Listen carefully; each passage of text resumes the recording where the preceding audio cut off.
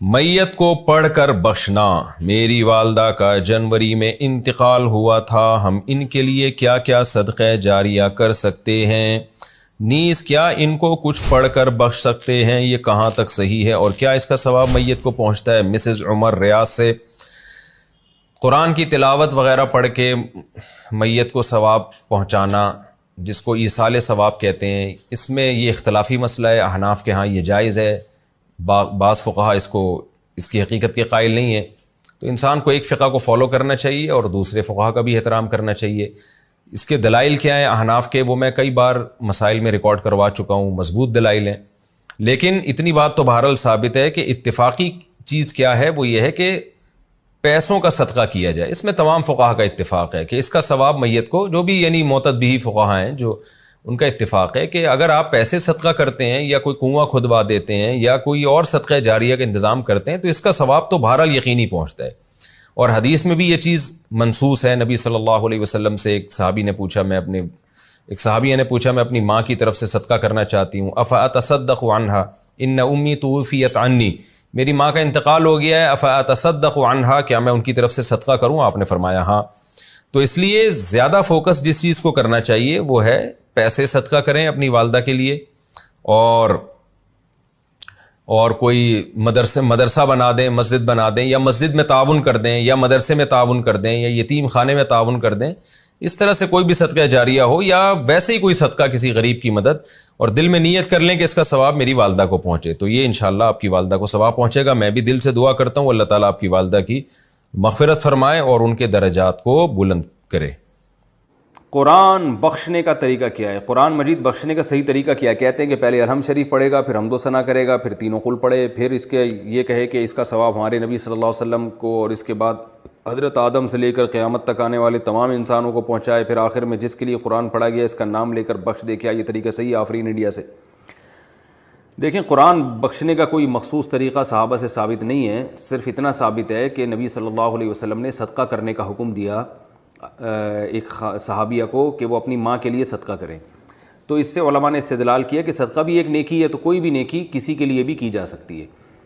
تو بہتر تو یہی ہے کہ جس چیز کا حدیث میں صراحتاً ذکر ہے اسی کو فالو کریں، یعنی صدقات و خیرات کیا کریں میت کے لیے۔ لیکن کوئی قرآن یا کوئی اور نیکی پڑھ کے بھی اگر ایصال ثواب کرنا چاہتے ہیں تو بھی ٹھیک ہے، اس کا کوئی خاص طریقہ نہیں ہے، بس دل میں نیت کر لیں کہ اللہ اس کا ثواب فلاں کو پہنچے۔ باقی یہ جو کہا جاتا ہے پہلے الحمد شریف پھر فلاں پھر یہ، اس کا کوئی ثبوت نہیں ہے۔ کوئی بھی نیکی کسی بھی طریقے سے کی جا سکتی ہے اور دل میں یہ دعا کی جا سکتی ہے اللہ اس کا ثواب فلاں کو پہنچا دے۔ رہا یہ مسئلہ کہ اتنے ساروں کو پہنچا دے، آدم علیہ السلام سے لے کر فلاں لوگوں تک، پھر تمام پیغمبروں تک، صحابہ تک، تو یہ بھی جائز ہے کیونکہ ناجائز ہونے کی کوئی دلیل نہیں ہے۔ لیکن اس میں علماء کی دو رائے ہیں۔ بعض علماء یہ کہتے ہیں کہ ثواب تقسیم ہو کے پہنچتا ہے، تو جتنے لوگوں کو شامل کریں گے ثواب ڈیوائیڈ ہو جائے گا، اور بعض کی رائے یہ نہیں کہ نہیں تقسیم نہیں ہوتا بلکہ ہر ایک کو پورا پہنچتا ہے۔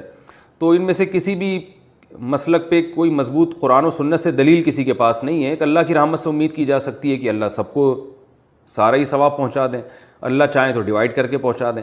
تو اس لیے کوئی ایسا خاص طریقہ نہیں ہے، جس طرح سے چاہیں کر لیں آپ۔ میرا جو اپنا معمول ہے، میں تو یہی کرتا ہوں کہ ایک تو صدقات و خیرات کو فوکس کرتا ہوں، جو میرا جو معمول ہے کہ جو میت کے لیے جو حدیث میں جو چیز منصوص ہے، جو متفقun علیہ، اور اگر قرآن پڑھ کے کرنا چاہیں تو دل میں بس اتنی نیت کہ سورہ فاتحہ پڑھی یا کوئی بھی سورت پڑھ لی، اللہ اس کا ثواب فلاں کو پہنچے، تو سب طریقے ٹھیک ہیں۔ جنازے کے سامنے قرآن پڑھنے کی حقیقت۔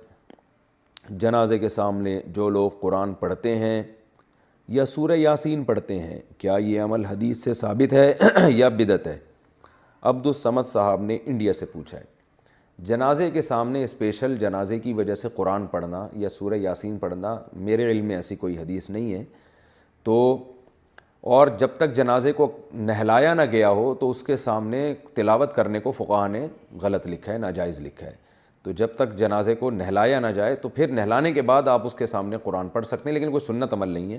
ہوتا یہ ہے کہ جب جنازے کو نہلا کے لایا جاتا ہے، گھر میں رکھا جاتا ہے، تو جب تک یعنی نماز جنازہ کے لیے لوگ جمع نہیں ہوتے، میت کو گھر میں رکھا جاتا ہے، تو اس دوران علماء یہ کہتے ہیں کہ اس کے پاس بیٹھ کے قرآن کی تلاوت کریں۔ وہ اس لیے کہتے ہیں کہ ورنہ اگر تلاوت نہیں کریں گے تو ادھر ادھر کی فضول باتیں کرنا شروع کر دیں گے، لوگ غیبتیں بھی شروع کر دیتے ہیں۔ اب جنازہ رکھا ہوا ہے، تو بہتر ہے نا کہ اللہ کو یاد کیا جائے, اللہ کا ذکر کیا جائے, آخرت کی یاد کو تازہ کیا جائے.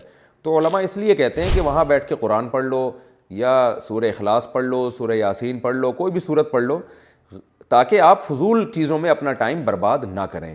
اس وجہ سے کہا جاتا ہے. اور اس میں پھر جنازے کی, میت کے ایصال ثواب کی نیت بھی کی جا سکتی ہے, کیونکہ اس میں بہرحال فقہا کا اختلاف ہے کہ میت کے لیے قرآن پڑھنا جائز ہے یا نہیں ہے. اور صدقے کے بارے میں تو ہمیں حدیث ملتی ہے کہ آپ صلی اللہ علیہ وسلم سے صحابیہ نے پوچھا فاتصدق عنہا, میری ماں کا انتقال ہو گیا, میں صدقہ کروں؟ آپ نے فرمایا ہاں. تو جمہور علماء نے اس سے استدلال کیا کہ جب صدقہ بھی ایک نیکی ہے تو وہ نیکی پہنچائی جا سکتی ہے میت کو, تو اس میں ایک علامت بیان کی ہے کہ کوئی بھی نیک عمل پہنچایا جا سکتا ہے, تو قرآن کی تلاوت بھی نیک عمل ہے. بعض فقہا کہتے ہیں کہ نہیں, صدقہ تو جائز ہے کیونکہ حدیث میں صدقے کا ذکر ہے, تلاوت کا ذکر نہیں ہے, لہذا تلاوت جائز نہیں. تو اختلاف رائے ہے اس میں. بر صغیر میں چونکہ فقہ حنفی کو فالو کیا جاتا ہے, اور میری رائے میں فقہ حنفی کی دلیل بہت مضبوط ہے, کیونکہ احادیث میں آپ صلی اللہ علیہ وسلم نے ہمیشہ اصول یہ رہا ہے کہ جزئیے کے ضمن میں کلیات سکھائے جاتے ہیں. جیسے قرآن میں آتا ہے نا لا تقل لہما اف, ماں باپ کو اف مت کرو, تو یہ ایک مثال ہے, مطلب یہ کہ تکلیف نہ دو. تو اسی طرح جو حدیث میں آتا ہے صدقہ کر سکتے ہو میت کے لیے, تو ایک مثال ہے, مطلب یہ کہ کوئی بھی نیکی کی جا سکتی ہے. اور دوسری بات یہ کہ حنفیہ کا جو قول ہے نا اس میں ذرا وسعت زیادہ ہے, اللہ کی رحمت کو آپ پھیلا دیتے ہیں کہ بھئی اگر میت کے لیے تلاوت بھی جائز ہونے کا ہم فتویٰ دیں گے تو اس سے اس بہانے لوگ تلاوت کریں گے, ثواب حاصل کریں گے, اور اللہ سے امید ہے کہ اللہ اس میت کو اس ثواب پہنچائے گا, تو اچھا ہے نا, اللہ کی رحمت سے اچھی امیدیں لگائیں. تو ویسے بھی شریعت کا مزاج ہے کہ جس چیز میں رحمت والا عنصر غالب ہو اس قول پہ آپ کو فتویٰ دینا چاہیے. یہ ہماری رائے ہے. اگر کوئی اس سے اختلاف کرتا ہے تو وہ اس کا اپنا مسئلہ ہے. تو اس لیے جنازے کے پاس قرآن پڑھنا الگ سے کوئی اس کی فضیلت ہمارے علم میں نہیں ہے حدیث میں, لیکن کہا اس لیے جاتا ہے کہ وہاں بیٹھ کے ادھر ادھر کی باتیں کرنے سے بہتر ہے کہ آپ قرآن پڑھ لیں. البتہ قرآن خوانی میت کے لیے یہ جائز نہیں ہے, کیونکہ قرآن خوانی کو کہتے ہیں کہ لوگوں کو قرآن پڑھنے کے لیے جمع کرنا. تو قرآن پڑھنے کے لیے جو جمع ہے نا, تو اجتماعی عمل کے لیے ثبوت ضروری ہے, یہ خوب ذہن میں رکھیں. جیسے آپ اپنے طور پر 2 نفل کبھی بھی پڑھ لیں جائز ہے, لیکن اگر آپ لاؤڈ سپیکر میں اعلان کرتے ہو یا کارڈ چھپواتے ہو یا منادی کراتے ہو آؤ میں اشراق کے 2 نوافل پڑھ رہا ہوں, تمام حضرات سے گزارش ہے کہ مسجد میں آ جائیں, اب یہ اجتماعی عمل بن گیا, یہ بدعت ہو جائے گا. تو اجتماع کے لیے آپ کو دلیل کی ضرورت ہے.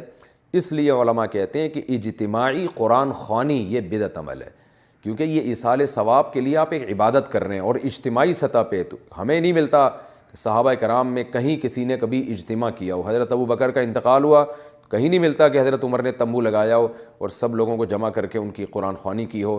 حضرت عمر کی شہادت ہوئی تو کہیں نہیں ملتا کہ حضرت عثمان نے ان کے لیے قرآن خوانی کی ہو.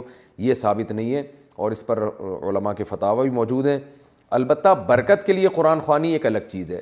برکت کے لیے یعنی مکان دکان کی برکت میں جو قرآن خوانی ہے وہ عبادت نہیں ہے, وہ از قبیل رقیہ ہے, رقیہ دم, تو اس کے لیے ثبوت کی ضرورت نہیں ہے. لیکن بہرحال بعض علماء اس کو بھی بدعت اس لیے کہتے ہیں, بدعت تو نہیں یعنی بدعت کی تائید کا ذریعہ بنتی ہے. تو بعض علماء کہتے ہیں کہ اس زمانے میں برکت کے لیے بھی قرآن خوانی نہیں کرنی چاہیے, بلکہ برکت کے لیے گھر کے اپنے لوگ مل کے قرآن پڑھ لیں یا نماز پڑھ لیں یا دعا مانگ لیں. لیکن بہرحال اگر کوئی برکت کے لیے قرآن خوانی کرواتا بھی ہے تو اس کی بہرحال گنجائش موجود ہے. احتیاط اسی میں ہے کہ اس کو ترک کیا جائے, کیونکہ لوگ ایصال ثواب اور برکت والی قرآن خوانی میں فرق محسوس نہیں کرتے, تو وہ دونوں کے ایک ہی سمجھتے ہیں, اس سے پھر بدعت کی